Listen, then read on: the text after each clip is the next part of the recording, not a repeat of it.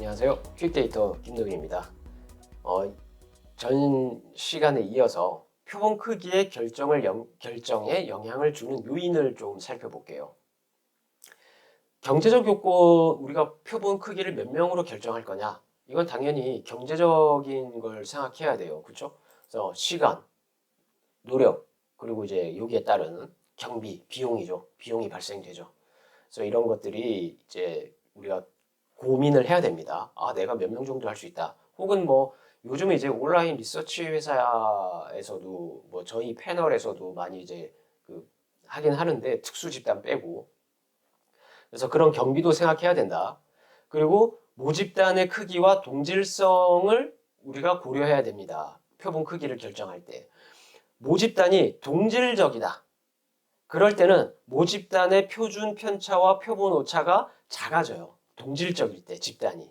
그런데 이럴 때는 동질적일 때는 상대적으로 다 똑같은 집단 그 특성이니까 동질적이니까 그 중에서 몇 명만 뽑아도 돼요. 그거는 적은 표본 크기로도 대표성을 갖는다고 할 수 있어요. 동질적이니까. 그런데 이질적인 집단, 집단이 서로 좀 약간 이질적이야. 다 달라. 그럴 때는 표준 편차와 표본 오차가 커질 것입니다. 당연하게. 그래서 이럴 때 이질적 모집단은 상대적으로도 많은 표본이 있어야지만 이 전체 집단, 모집단을 대표성을 가질 수 있는 거예요. 그렇죠? 표본이 많아야. 그리고 모집단의 동질성은 우리가 예비조사를 통해서 한번 해보거나 혹은 선행연구에 있는 논문을 통해서 파악해 볼 수도 있습니다. 만약에 연구하고자 하는 모집단의 특성에 대한 정보가 없다면 우리가 대표성을 위해서 충분히 큰 크기의 표본을 얻는 것이 추후의 결과에 있어서도 이게 타당한 연구 결과다라고 이어질 수 있는 겁니다. 그래서 이질적인 집단을 우리가 할 때는 좀 표본의 크기가 좀 커야 된다. 그리고 질문 형식과 연구 모델의 복잡성을 고려해야 됩니다. 질문의 내용이나 형식이 복잡해요. 이것도 우리가 다음에 질문, 설문지 만드는 데서 이제 제가 예시로 들어드리면서 여러 가지 이제 말씀드릴 텐데 질문의 내용과 형식이 복잡하다 그러면 많은 표본이 필요합니다. 질문이 길고 이해하기 어렵잖아요. 그러면 응답자들은 지쳐서 응답하지 않거나 대충 뭐 3번, 3번, 3번, 4번, 4번, 4번 이런 식으로 응할 것이기 때문에 신뢰할 수가 없어요. 그리고 모델에 대한 우리가 포함되는 변수가 많아진다 그러면 당연히 모델이 복잡해지게 됩니다. 모델이 복잡하다라는 것은 뭡니까? 추정되는 모수의 수가 당연히 증가해야 되는 거예요. 우리가 질문을 예를 들어서 독립변수가 이제 뭐 하나, 매개변수 하나, 종속변수 하나. 그런데 이 각 잠재변수 구성 개념에 대한 질문 문항을 만들 때 추상적이니까 질문을 만들 때 예를 들어서 뭐 애착이다. 그럼 애착에 대한 이 추상적 질문에 대한 관측을 하기 위해서 관측 변수 측정 문항을 1, 2, 3, 4, 5, 뭐 5개에서 7개 막 만들어내겠죠. 그렇죠? 그러니까 이 질문이 많아지고 변수가 많아질수록 질문은 많아진단 말이에요. 그러면 표본은 당연히 많아져야 된다는 겁니다. 질문 형식 그리고 연구 모델의 복잡성에 따라 연구 모델이 복잡하다는 건 뭐라고요? 변수가 많아지는 거예요. 그래서 이런 것도 표본 크기에 굉장한 영향을 미친다. 다음으로 이제 추정법. 추정법은 표본이 정규성을 벗어나거나 연구 모델이 복잡하거나 좀 전에 말씀드린 것처럼 변수의 수가 많아질 때 표본의 수가 늘어나야 된다는 겁니다. 그럼 이거 추정법에 대해서 우리가 조금 더 다시 한번 자세하게 보면 우리가 이제 구조방정식형 모델을 세웠고 또 이걸 뭐 구조방정식 아니면 뭐 다중회귀 분석이라든가 이런 걸 사용할 거잖아요. 그런데 일반적으로 우리가 구조방정식에서 일반적인 추정법은 최대 우도법 ML이라는 걸 이제 이용하게 되는데요. 기본적으로 우리가 최대 우도법을 이용합니다. 그래서 이 최대 우도법에 대해서 적절한 표본 크기가 최소 100에서 150개가 필요하다라고 말하고 있어요. 그런데 오히려 표본 크기가 400 이상이 넘어간다. 400개가 넘어간다. 그러면 ML법이 민감해져서 이 최대 우도법이 민감해져서 모델 적합도가 오히려 좋지 않게 나와요. 그러면 뭐 어쩌라는 얘기야. 맞죠? 뭐 100개 하라는 얘기야. 뭐 400개 넘지 말라는 얘기야. 표본 크기의 200은요. 그래서 보니까 표본 크기 한 200 정도가 모델 검정에는 필요한 임계치다. 그러니까 200개 이상이 돼야 된다라는 것이 이제 임계치로 받아들이는 게 이제 그 구조방정식의 추정법인데요. 그럼 학자들 간에 우리가 그걸 한번 볼게요. 여러 이제 학자들이 얘기를 했어요. 첫 번째, 첫 번째는 어떤 게 있냐면 측정 문항이 그러니까 그 질문 수가 측정 문항이 12개 이하일 때는 200명이면 된다. 예를 들면 관측 변수, 측정 문항, 질문이 내가 12개 미만이야. 질문이. 그러면 200명이어도 된다라는 거예요. 200명 정도면 된다.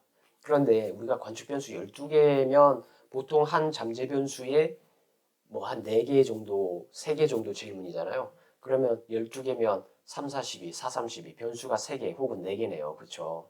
그런데 보통 이렇게 구성이 좀 안 돼요. 12개보다 더 욕심이 나니까 12개 가지고 논문 쓴다고 측정 문항?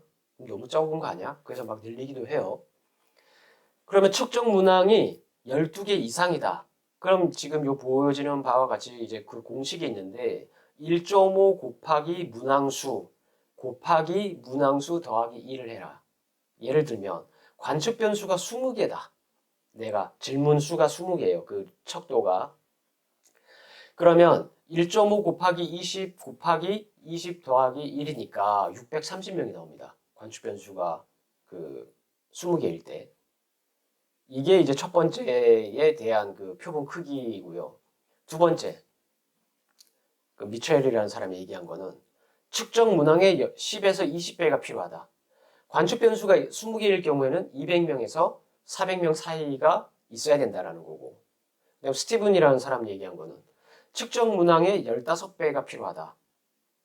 관측 변수가 20개일 때 300명. 그러니까 지금 미첼이나 스티븐스를 보면 한 중간값으로 평균값으로 한 15배 정도를 얘기해요. 측정 문항의 관측 변수에. 그다음에 이제 아주 유명한 사람이죠. 헤어. 이 헤어 외 여러 이제 헤어 공동 저자가 얘기한 거는 표본이 최소 150에서 400개의 표본이 필요하다. 아까 그 추정법 우리가 좀 전에 말씀 추정법이잖아요. 이 추정법이 이제 헤어 외 동료 자들이 그 논문에서 얘기한 건데 물론 관측 변수, 측정 문항의 그러니까 뭐 잠재 변수, 관측 변수의 개수를 고려해야 됩니다. 무턱대고 400개라는 게 아니에요. 150에서 400개가 아니에요. 그다음에 이제 마지막으로 모집단의 수가 있는데 5,000명 미만일 때는 350에서 500명이 필요하다. 그러니까 모집 예를 들면 모집단이 400명일 때는요 50%가 필요한 거고요. 그 다음에 1000명의 20%가 있고 그리고 5,000명 이상일 때는 350에서 500명이다. 이런 식으로. 그러니까 모집단이 400명이면 50%가 필요하다. 그러니까 200명이 필요하다는 거고 1000명의 20%라 그랬으니까 1000명의 또 모집단이 1000명일 때는 20%의 표본이 필요하다. 그러니까 200명의 표본이 필요하다. 이런 거죠. 그래서 이런 여러 이제 학자들의 의견이 있는데요. 우리가 표본 크기가 그 얼마나 필요한 거는 딱 정해진 답이 없는 것 같아요. 근데 일반적 기준은 없지만 그래도 우리가 회귀 분석, 다중회귀 분석을 하고 구조방정식을 하기 위해서는 200개 이상의 표본의 크기가 보통 요구됩니다. 물론 뭐 100개 전에는 그 모 우수대학에서 박사 논문인데 89개 가지고도 그 구조방정식을 한 것도 봤어요. 그러니까 그건 이제 지도 교수님과 이제 상의가 필요할 것이고 학술지라 그러면 그 학회에 내가 하려고 하는 연구 주제와 비슷한 논문의 표본 크기를 좀 참조해야 될 겁니다. 그래서 딱 정해졌지만 200개 이상이면 좋겠다라는 거고 연구 모델의 변수의 수에 따라 또 달라져요. 내가 변수 모델이 복잡하면 표본 크기를 당연히 커져야 되는 거고요. 무엇보다 연구하고자 하는 대상 그리고 주제 거기에 대해서 좀 선행 연구를 좀 살펴보십시오. 선행 연구를 살펴보고 아 여기서는 이 정도 연구 주제 나랑 비슷한 연구 주제고 이런 건데 변수 수도 좀 비슷하네. 근데 여기서 표본 크기가 몇 명이네. 그럼 이런 것들의 여러 가지 좀 취합해서 내 논문에서는 표본 크기 선정 이유가 누구누구 연구에서는 표본을 몇 명을 사용했고 누구누구 연구는 몇 명을 사용했다. 그리고 G파워 프로그램을 통해서 최종 몇 명, 뭐 통계적 검증력을 어느 정도로 설정해서 몇 명이 산출되었다. 뭐 이런 식으로 좀 정리해 나가시면서 그러면서 따라서 본 연구에서는 최종 표본 크기를 몇 명으로 선정하였다. 이런 식으로 우리가 하는데 무엇보다 지도 교수님과 학위 논문을 쓰시는 분이라면 지도 교수님과 좀 상의를 하시는 게 필요합니다. 비용도 고려하셔야 되고요. 자, 지금까지 표본 크기에 대해서 살펴보았고요. 다음에는 이제 질문지, 설문 문항을 어떻게 구성할 건가 아주 중요한 거거든요. 이거에 대해서 또 강의하는 시간을 갖도록 하고 여기서 마치도록 하겠습니다. 감사합니다.